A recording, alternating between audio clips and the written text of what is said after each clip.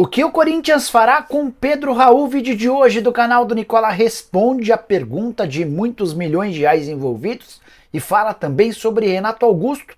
À disposição do mercado, ele não deve ficar no Fluminense para 2025. Preciso te atualizar também sobre o futuro de Marcos Braz no Flamengo. Novidades importantes sobre Ryan. Será que o atacante tem proposta também da Fiorentina? Para completar, o avião da Leila rendendo mais uma polêmica a presidente Alviverde. Galopo na mira agora de outro grande clube do futebol na Argentina. O Barcelona de olho em Haaland, as últimas de mercado, bastidores, finanças e muito mais.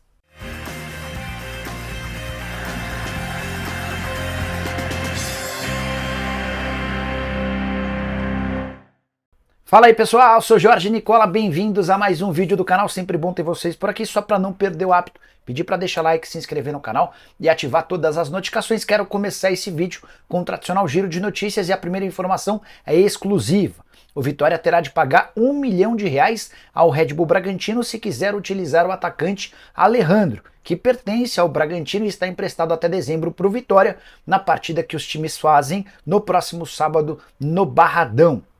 O empréstimo termina em dezembro. Bora contar também que o Cruzeiro está perto de anunciar Luciano Dias, 54 anos de idade, como seu novo técnico do time sub-20. Cruzeiro está investindo bastante pesado nas categorias de base, com a intenção de repetir o sucesso que Alexandre Matos conseguiu na base do Palmeiras. Bora falar também sobre Luan. Volante de 25 anos de idade, pertence ao São Paulo, está emprestado ao Vitória e na mira do Santos. Pelo menos é o que garantem alguns setoristas do Peixe, informação de que o Santos está disposto a pagar até R$200 mil por mês de salário para ter o jogador na próxima temporada. Luan que não deve ser utilizado pelo São Paulo em 2025. A saideira do giro de notícias, Thomas Tuchel é o novo técnico da seleção inglesa. Treinador com passagens por vários clubes importantes, agora aceitou o desafio de treinar a seleção inglesa. Antes do acordo com Tuchel, houve quem dissesse na Federação Inglesa que Guardiola era o plano A. Bora falar agora sobre o Barcelona de olho em Haaland. Poderia ser uma das maiores contratações da história do futebol em todos os tempos. Mas Nicola, o Barcelona não tem tido problemas financeiros. Segundo o jornal Sport da Espanha, o presidente Joan Laporta vê no Haaland o seu grande trunfo político. É que o mandato do atual presidente está perto do fim e antes de encerrar o seu mandato, ele acha que precisa contratar o Haaland para assegurar ou acabar com qualquer risco de perder a eleição.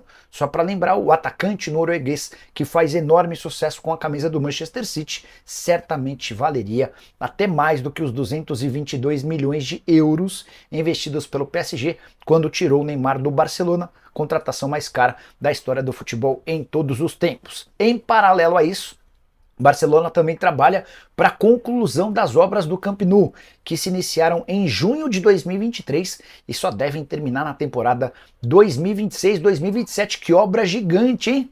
Bora mudar de assunto e falar sobre Galopo, que já esteve nos planos do Rosário Central, do Boca Juniors e agora também do River Plate. Informação do site El Craque Deportivo da Argentina dá conta de que Marcelo Gallardo, técnico do River, entende no Galopo o nome ideal para substituir Nacho Fernandes, aquele mesmo ex-jogador do Galo que era do River, foi pro Atlético e voltou pro River.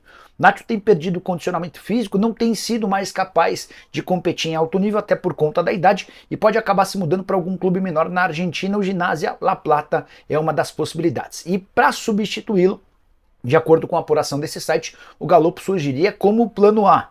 Não acho que o São Paulo vai criar grandes dificuldades, embora precise recuperar ou parte ou todo o investimento feito quando da compra junto ao Banfield, operação de 6 milhões de dólares.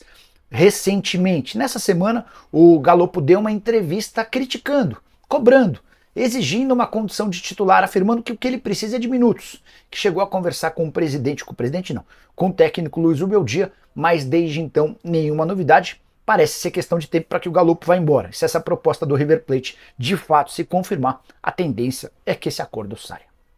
Preciso falar sobre mais uma treta envolvendo o avião de Leila Pereira, aquele mesmo que ela havia comprado para que o Palmeiras pudesse viajar. Mais do que isso, a Leila viu na possibilidade de ter um avião para sua empresa como uma grande fonte de receita, mais uma, de negócios. Afinal de contas, ela pretendia levar a delegação do Palmeiras para os jogos e também de outros times brasileiros. E é justamente por levar o Vasco para algumas viagens no Campeonato Brasileiro que ela tem sido alvo de críticas de opositores no Palmeiras e de uma preocupação da ANAC, a Agência Nacional de Aviação Civil. A reclamação da ANAC tem a ver com o fato de a empresa dela, a Linhas Aéreas, ainda não ter todas as licenças para fazer táxi aéreo.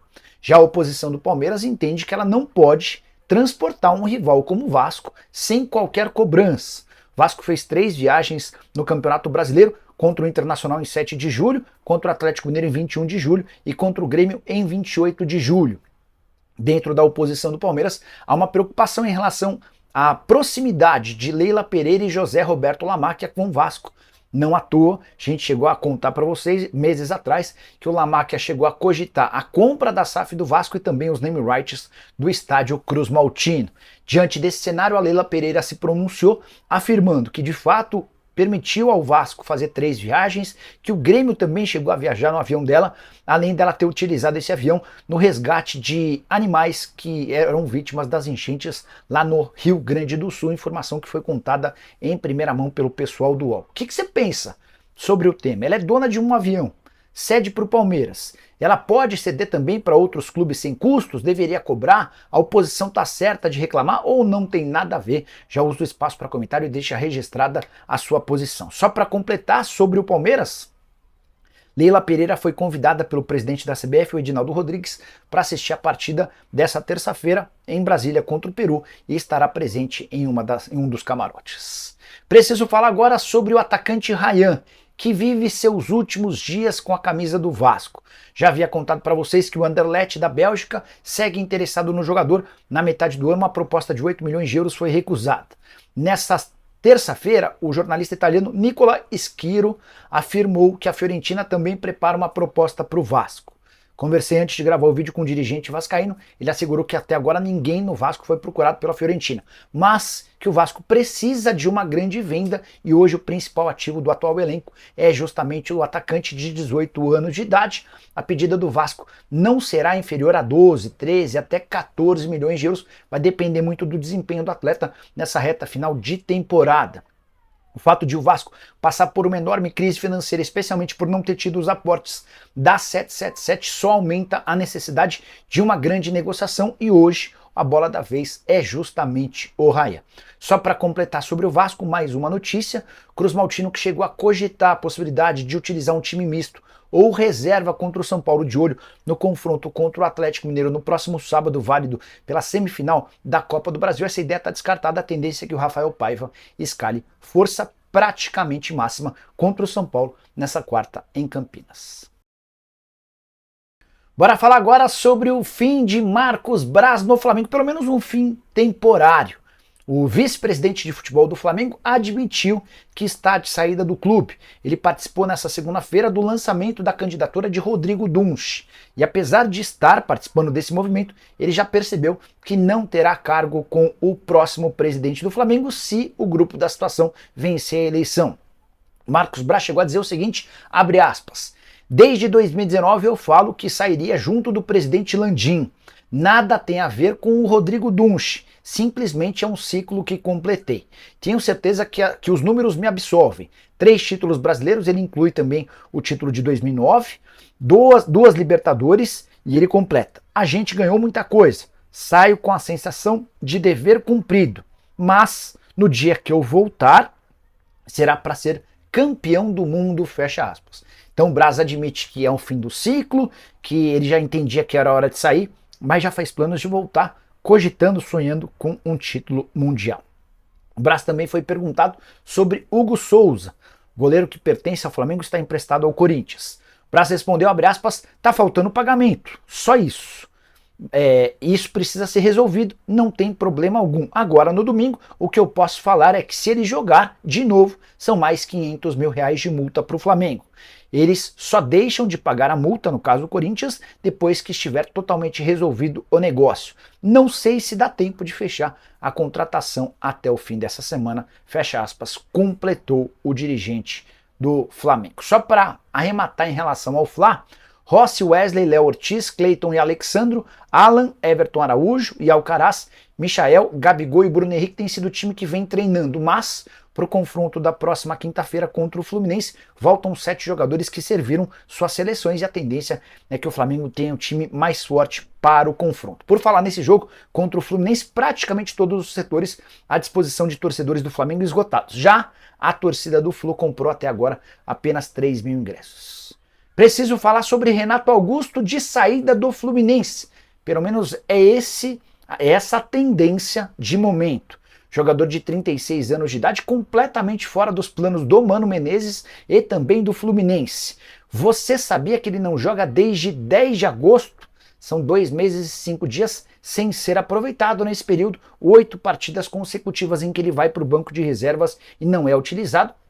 Situação que contrasta ao que ele vivia nos tempos de Corinthians, quando não conseguia jogar com frequência por causa das limitações físicas, mas que era sempre super importante. No segundo semestre, ou seja, a partir de julho, Renato Augusto soma apenas 4 partidas, todas entrando como reserva. E esses 4 jogos somados lhe garantiram mínimos 49 minutos em campo. Apesar de ter contrato até dezembro de 25, o mais natural é que ele seja convidado pelos dirigentes do Flu no fim dessa temporada para discutir uma rescisão de contrato amigável ou um empréstimo para outro clube brasileiro. Recentemente o Renato foi especulado como possível reforço do Santos, que já descartou tal possibilidade. Você gostaria do Renato Augusto no seu time? Seria uma boa opção? Espaço para comentário está liberado para você deixar registrada a sua opinião. Bora fechar o vídeo para falar sobre Pedro Raul, um dos reforços mais caros do Corinthians de 2024, investimento de 28 milhões e 300 mil apenas para aquisição dos direitos econômicos. Nem estou falando dos salários de 700 mil reais por mês, num contrato que só termina em dezembro de 28. Esse pacote caro se transformou num enorme problema para o técnico Ramon Dias e também para os dirigentes. Isso porque o Pedro Raul não entra em campo há mais de um mês. Sua última partida, 8 minutos no confronto contra o Botafogo em 14 de setembro. Desde então, o Corinthians disputou mais 6 partidas. Em 3 delas, o Pedro Raul ainda foi para o banco, 2 vezes contra o Fortaleza, uma contra o Inter, e em outros 3 jogos ele foi cortado até do banco de reservas contra Atlético Goianiense, São Paulo e Flamengo. Ele é alguém que está completamente fora dos planos, é a última das opções para centroavante. O Ramon Dias hoje conta com o Yuri Alberto, com o Memphis Depay e também com Héctor Hernandes. Até o Romero costuma eventualmente ser utilizado como centroavante. E por último, no fim dessa fila, aparece o Pedro Raul. Difícil vai ser encontrar alguém interessado em adquirir esse atleta cujo salário é tão alto e cujo rendimento tem sido tão ruim ao longo das últimas temporadas, com exceção aquele período curto no Goiás. Pedro Raul não tem se justificado. Péssima escolha e decisão dos dirigentes do Corinthians que o contrataram no início do ano. Só para completar em relação ao Timão, todos os ingressos para a partida de quinta-feira contra o Atlético Paranaense, válida pelo Campeonato Brasileiro na Neoquímica Arena, estão esgotados. Mais uma vez, esgotados antes mesmo de serem colocados à disposição do grande público, os ingressos acabaram enquanto estavam à disposição para sócios torcedores. E você, o que pensa sobre Corinthians e Atlético? Já deixa seu palpite, só não esquece de deixar like e de se inscrever no canal. Nos encontramos mais tarde. Tchau!